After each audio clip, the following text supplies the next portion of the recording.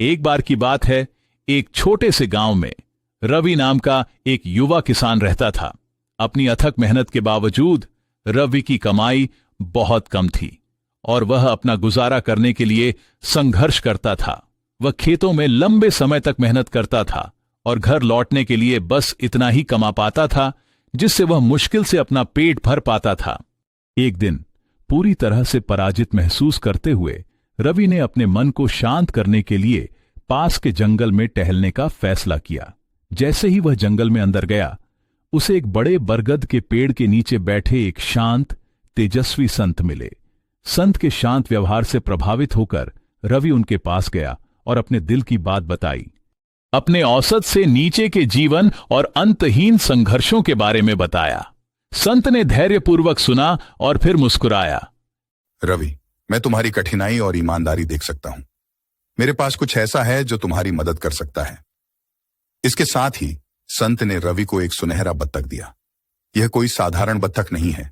यह बत्तख अभी तुम्हारा घर देखेगा और वापस जाएगा, लेकिन हर सप्ताहांत यह जादुई बत्तख तुम्हारे घर आएगा और तुम्हें एक सुनहरा पंख देगा। इसे बाजार में बेचो और तुम एक अच्छा जीवन जीने के लिए पर्याप्त कमाओगे। आश्चर्यचकित और आभारी रवि ने संत को धन्यवाद दिया और बत्तख के साथ घर लौट आया। संत के शब्दों के अनुसार जादुई बत्तख हर सप्ताहांत रवि से मिलने आया और एक चमकदार सुनहरा पंख छोड़ गया। रवि ने पंखों को बाजार में बेच दिया और जल्द ही उसकी किस्मत बदलने लगी। अब उसे भोजन के लिए संघर्ष नहीं करना पड़ता था और उसका एक बार का साधारण घर अब आराम और खुशी से भर गया था। जैसे जैसे समय बीतता गया, रवि ने फैसला किया कि उसे अपनी नई खुशी को साझा करने के लिए एक साथी खोजने का समय आ गया है। उसकी मुलाकात लीला नाम की एक सुंदर महिला से हुई और उन्होंने शादी कर ली। अपने बेहतर जीवन से बहुत खुश रवि ने एक दिन अपनी पत्नी के साथ जादुई बत्तख का रहस्य साझा किया। हालांकि जैसे जैसे सप्ताह महीनों में बदलते गए, लीला की संतुष्टि लालच में बदल गई। एक शाम उसने रवि को सुझाव दिया, हमें हर हफ्ते सिर्फ एक पंख के लिए क्यों इंतजार करते रहे? कौन जानता है कि बत्तख कब तक हमारे पास आता रहेगा। चलो इसे पकड़ते हैं और एक बार में इसके सभी सुनहरे पंख तोड़ लेते हैं। फिर हम हमेशा के लिए विलासिता का जीवन जी सकते हैं। रवि हिचकिचाया, लेकिन लीला के शब्दों ने उसके दिल में संदेह और लालच का बीज बो दिया। एक सप्ताहांत जब बत्तख आया तो दोनों ने घर के दरवाजे बंद करके उन्होंने उसे पकड़ लिया और लालच में दोनों हाथों से पकड़कर नोच लिया। सुनहरे पंख बत्तख से हटाए जाने से जादुई बत्तख, जो अब कमजोर और बेजान हो चुका था, इस कठिन विश्वासघात से वो बच नहीं सका। जादुई बत्तख अचानक वहां से गायब हो गया और कभी फिर वापस नहीं आया। रवि और लीला के पास पछतावे और निराशा के अलावा कुछ नहीं बचा था। बत्तख कभी वापस नहीं लौटा और वे फिर से अपनी पिछली गरीबी की स्थिति में डूब गए। उन्होंने धन के क्षणभंगुर भ्रम के लिए स्थिर आशीर्वाद को त्याग दिया था और इसके लिए जिंदगी भर भुगतान किया था। पहाड़ियों में बसा छोटे से गांव में ध्रुव नाम का एक लड़का रहता था।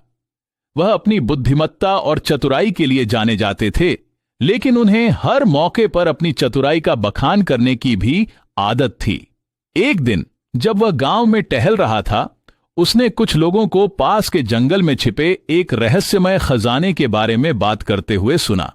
लोग कह रहे थे कि यह जंगल किसी जमाने में यहां एक बहुत अमीर शहर हुआ करता था। एक दिन आए भयंकर बाढ़ ने सारे शहर को तबाह कर दिया और आज उजाड़ जंगल हो गया। लोग कहते थे कि आज भी यहां कई मूल्यवान धन गड़ा हुआ है। खजाने को हासिल करने और अमीर बनने की संभावना से उत्साहित ध्रुव यह दावा करने से खुद को नहीं रोक सका कि वह अपने रास्ते में आने वाली किसी भी बाधा को मात दे देगा। उसने घोषणा की, मैं गांव का सबसे चतुर आदमी हूं। खजाना ढूंढना मेरे लिए आसान काम होगा। ध्रुव के दावों के बारे में उत्सुक होकर ग्रामीणों ने यह देखने के लिए गुप्त रूप से उसका पीछा करने का फैसला किया। क्या वह वास्तव में अपने दावों पर खरा उतर सकता है? जैसे ही वह जंगल में गया, ध्रुव ने कई शॉर्टकट और चतुर रास्ते अपनाकर अपनी बुद्धिमत्ता दिखाने की कोशिश की। उसे इस बात का जरा भी अंदाजा नहीं था कि गांव वाले उसका पीछा कर रहे हैं और उसकी हर हरकत को देख मजे ले रहे हैं। जैसे ही ध्रुव जंगल में गहराई में चला गया, उसे एक नदी मिला जिसने कथित खजाने तक उसका रास्ता रोक दिया। हमेशा की तरह खुद पर आश्वस्त होकर उसने नदी पार करने का फैसला किया। उसने नदी के आजू बाजू देखा तो कुछ दूर नदी किनारे बंधी एक छोटी नाव देखा। उसने इसी नाव को नदी पार करने के लिए उपयोग करने का फैसला किया। हालांकि जैसे ही उसने नाव में कदम रखा, वह डूबने लगा, जिसे पेड़ के पीछे छुपकर देख रहे ग्रामीणों को बहुत मजा आया। नाव को छोड़ निडर होकर ध्रुव ने नदी तैरकर ही पार करने का सोचा और काफी मेहनत के बाद उसमें उसे सफलता भी मिला। वो लगातार अपने खजाने की खोज में लगा रहा। रास्ते में उसे कंटीली झाड़ियों से लेकर फिसलन भरी कीचड़ तक कई चुनौतियों का सामना करना पड़ा, लेकिन उसने उन पर काबू पाने का रास्ता ढूंढ ही लिया। घंटों जंगल में भटकने के बाद ध्रुव आखिरकार उस स्थान पर पहुंच ही गया जहां खजाना छिपा होने की बात कही गई थी। उसने उत्सुकता से वहां खुदाई की, यह विश्वास करते हुए कि वह अब तक का सबसे बड़ा खजाना खोजने वाला है। लेकिन जैसे जैसे उसने गहराई में खोदा, उसे केवल एक पुराना जंग लगा हुआ बक्सा मिला। निराश और शर्मिंदा ध्रुव को एहसास हुआ कि उसे गांव वालों ने बेवकूफ बना दिया। बक्से में कुछ पुराने सिक्कों और छोटी मोटी चीजों के अलावा और कुछ नहीं था। ध्रुव के दुस्साहस पर दिल खोलकर हंसते हुए ग्रामीण अपने छिपने के स्थानों से बाहर आए। गुस्से में थोड़ा लाल चेहरा महसूस करते हुए ध्रुव ने अंततः स्वीकार किया, शायद मैं उतना चतुर नहीं हूं जितना मैंने सोचा था। अपने आप से निराश होकर ध्रुव ने वो पुराना बक्सा जोर से जमीन पर फेंक दिया।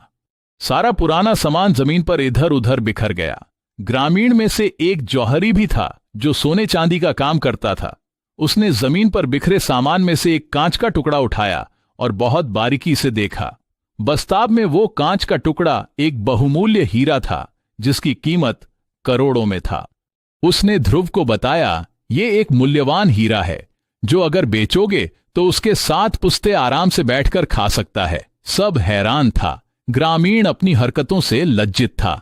ध्रुव चाहता तो वो खजाना अकेले बेचकर आराम से अमीर बन सकता था, लेकिन उसने वो हीरा सारे ग्रामीण वालों के कर्ज चुकाने और बांट देने का ऐलान किया। ये सुनकर सारे गांव वाले ध्रुव को अपने कंधे पर उठा लिया और उसका जय जय कर लिया।